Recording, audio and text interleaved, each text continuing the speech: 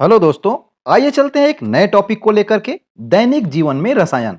यानी कि हम दैनिक जीवन में प्रतिदिन कुछ न कुछ ऐसे रासायनिक पदार्थ जो है उपयोग करते रहते हैं। उन्हीं के बारे में हम आज पढ़ेंगे। जैसे आप देखेंगे दोस्तों, जल। तो जल भी जो है एक रासायनिक पदार्थ ही है, जिसका फार्मूला आप सभी जानते होंगे। लगभग H2O जो है इसका फार्मूला होता है, जिसमें 2 हाइड्रोजन और 1 ऑक्सीजन मिलकर के जल के मॉलिक्यूल्स बनते हैं। और आपको बता दूं दोस्तों, मनुष्य जो होता है ना, तो मनुष्य के शरीर में लगभग 70% भाग जो है क्या होता है, जल ही होता है दोस्तों। उसी प्रकार आप पृथ्वी पर अगर हम देखें तो पृथ्वी में ही 75% जो भाग है वो क्या है, जल से बनी हुई है। तो भूपर्पटी पर कितने भाग, 75% जो भाग है वो किससे बना हुआ है, वो जल से बना हुआ है दोस्तों। तो इसी के बारे में हम पढ़ेंगे। तो जल जो होता है ना, वो दो प्रकार से होता है। एक तो होता है मृदु जल और दूसरा होता है कठोर जल। तो मृदु जल किसे कहेंगे और कठोर जल किसे कहेंगे, इसको बांटा गया है साबुन के झाग देने की प्रक्रिया के अनुसार। जैसे साबुन के साथ जो जल आसानी से झाग देता है या बहुत मात्रा में झाग देता है, उसे हम क्या कहते हैं, उसे हम मृदु जल कहते हैं। परंतु कठोर जल जो होता है वो साबुन के साथ अच्छे से झाग नहीं देता है दोस्तों। अब देखते हैं, ये जो कठोरता जो है ना जल की, वो कठोरता का कारण क्या होता है। कैल्शियम और मैग्नीशियम के हाइड्रोजन कार्बोनेट, सल्फेट और क्लोराइड के लवण के कारण जो है जल की कठोरता होती है दोस्तों। तो जो मृदु जल जो होता है ना, वो मृदु जल में आप देखेंगे सोडियम के लवण घुले होते हैं। तो जो कठोर जल नहीं होता, जो आसानी से झाग देता है, उसमें किसके लवण घुले रहते हैं, सोडियम के। अब आइए देखते हैं जो कठोर जल होता है वो किस प्रकार से लवण जो है उसमें घुले हुए रहते हैं। तो सबसे पहले हम देखेंगे दोस्तों, जो साबुन जो होता है वो साबुन का फार्मूला होता है सोडियम एस्टीरेट, है ना, जिसमें आप देखेंगे C17H35COONA, यानी कि एक प्रकार से आप देखेंगे ये एसीटेट होता है। अगर हम इसको बनाना चाहें तो इसका जो है लगभग इस प्रकार से संरचना जो है बनती है, इस प्रकार से। और ये पीछे का जो आपको दिखलाई पड़ रही है, ये पीछे वाला जो भाग है दोस्तों, कार्बन का चैन है, जो C17H35 कहा जा रहा है ना, वही है। और ये जो है पूरा एक सिर बनता है दोस्तों। अब देखिए जो साबुन होता है, साबुन को जैसे ही हम क्या करते हैं, कपड़े अगर गंदा है तो उसमें हम धोने के लिए लगाते हैं।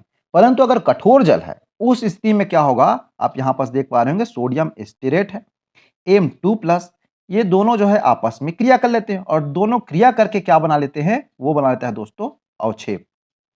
और सोडियम के जो आयन हैं वो अलग हो जाते हैं। यहां आपको देखने को मिलेगी जो M2+ है, वो M2+ जो है वो कैल्शियम या मैग्नीशियम के आयन है। और ये जो है मौजूद होते हैं किसमें, कठोर जल में। और अवक्षेप बनाने की वजह से, अवक्षेप किस प्रकार से बोल रहा हूं दोस्तों, जैसे आपने देखा होगा जो कठोर जल होता है ना, उसमें जैसे झाग अच्छे से नहीं आता। तो झाग नहीं आता तो आप देखते हैं जो साबुन जो होता है वो पानी के साथ मिल करके किस प्रकार से एक चिपचिपा पदार्थ सफेद है ना बना लेता है, वही जो है अवक्षेप कहलाता है।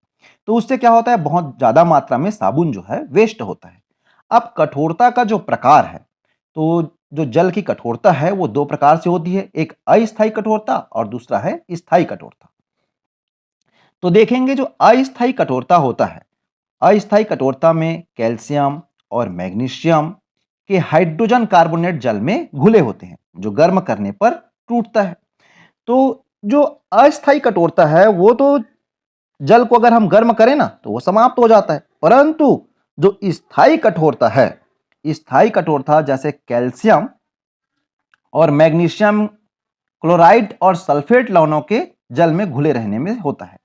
तो कैल्शियम क्लोराइड या फिर मैग्नीशियम क्लोराइड या कैल्शियम सल्फेट या मैग्नीशियम सल्फेट के जल में घुले रहने से क्या होता है, स्थायी कठोरता होता है। परंतु अस्थायी कठोरता में कैल्शियम हाइड्रोजन कार्बोनेट या मैग्नीशियम हाइड्रोजन कार्बोनेट होता है दोस्तों। अब देखिए अस्थायी कठोरता को अगर आप उबालेंगे, यहां मैंने बताया हुआ है, जैसे गर्म पानी में अगर आप क्या करते हैं, उसको उसको अगर आप उबाल लेते हैं, तो उबालने पर जो अस्थायी कठोरता है वो क्या हो जाती है, समाप्त हो जाती है। परंतु स्थायी कठोरता को अगर आप क्या करते हैं, उबालेंगे, तब भी जो है वो समाप्त नहीं होती। अब देखेंगे आप अस्थायी कठोरता, तो अस्थायी अगर कठोरता है जल की, उसे अगर आप उबालते हैं तो किस प्रकार से समाप्त हो जाती है। जैसे यहां पास हम देखेंगे कैल्शियम बाई कार्बोनेट, उसे ही कैल्शियम हाइड्रोजन कार्बोनेट कहा जाता है। तो देखिए CaHCO3 ये है दोस्तों कैल्शियम बाइकार्बोनेट। इसे अगर क्या किए जाए, इसको अगर उबालते हैं, है ना, उबालने पर ये कैल्शियम कार्बोनेट बनाता है, साथ ही H2O और CO2। तो इस प्रकार से आप देखेंगे ये जो है कैल्शियम कार्बोनेट जो है वो नीचे बैठ जाता है और वो पानी जो है आसानी से झाग देने लगता है, यानी कि अस्थायी कठोरता जो जिसमें मौजूद होती है वो पानी जो है क्या हो जाता है, वो पानी सामान्य पानी की तरह हो जाता है, उसकी कठोरता जो है समाप्त हो जाती है दोस्तों। उसी प्रकार से आपको देखने को मिलेगी, जैसे कुछ चूना अगर आप मिला दिए, चूने का पानी जो है उसमें अगर आप मिला देते हैं, तब भी जो है ये अस्थायी कठोरता जो है समाप्त हो सकती है। जैसे चूने का पानी मिलाने पर देखिए किस प्रकार से कैल्शियम बाइकार्बोनेट है, उस पर अगर आप चूने का पानी अगर मिला देते हैं ना, तब भी समाप्त कैसे होगी, CaOH होल ट्वाइस। ये चूने का पानी का फार्मूला है दोस्तों। दोनों को अगर आप साथ मिला दिए तब भी कैल्शियम कार्बोनेट बनता है और जल के अणु। इस प्रकार से इसकी जो कठोरता है वो फिर से समाप्त हो जाती है और एक सामान्य जल के जैसे ये व्यवहार करने लगता है दोस्तों। तो इस प्रकार से अस्थायी कठोरता को हम उबालने पर, है ना, और दूसरा जो है क्या कर करके, दूसरा जो है हम चूने का पानी जो है मिला करके उसको दूर किया जा सकता है। अब आइए पढ़ते हैं साधारण नमक के बारे में। तो साधारण नमक के बारे में आप सभी जानते होंगे, जिसका फार्मूला जो होता है NaCl, उसका फार्मूला होता है दोस्तों सोडियम क्लोराइड। और समुद्र के पानी में लगभग 30 से 35 ग्राम प्रति लीटर प्राप्त होता है। तो समुद्र का खारा पानी जो होता है ना, उससे हमें कितना, 30 से 35 ग्राम प्रति लीटर जो है NaCl प्राप्त होता है। अब NaCl जो है नमक है, उस नमक का जो है उपयोग किस प्रकार से किया जाता है, तो आप सभी जानते हैं नमक का उपयोग जो है खाने में, सब्जी में डालने के लिए किया जाता है, या फिर हम कहें तो परिरक्षक। परिरक्षक क्या होता है, किसी चीज को बचा करके रखने वाला। तो आप सभी देखे होंगे अचार में ज्यादा मात्रा में किसको, नमक को डाला जाता है।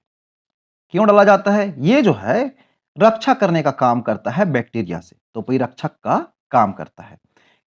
ठीक है, अचार में डाला जाता है नमक को। ठीक, अब आइए देखते हैं हम खाने का सोडा, जिसे बेकिंग सोडा के नाम से जाना जाता है। तो बेकिंग सोडा इस वजह से भी कहा जाता है दोस्तों, क्योंकि इसका बहुत भारी मात्रा में उपयोग बेकरी प्रोडक्ट में किया जाता है। तो जो खाने का सोडा है उसका बनाने का तरीका जो है उसे सॉल्वे अमोनिया प्रोसेस विधि के द्वारा ही समझाया जा सकता है, या उसी की विधि के द्वारा ही बनाया जाता है, जिसका फार्मूला होता है सोडियम बाई कार्बोनेट, जिसे रासायनिक नाम सोडियम हाइड्रोजन कार्बोनेट कहा जाता है या सोडियम बाई कार्बोनेट कहा जाता है, जिसका फार्मूला NaHCO3 होता है।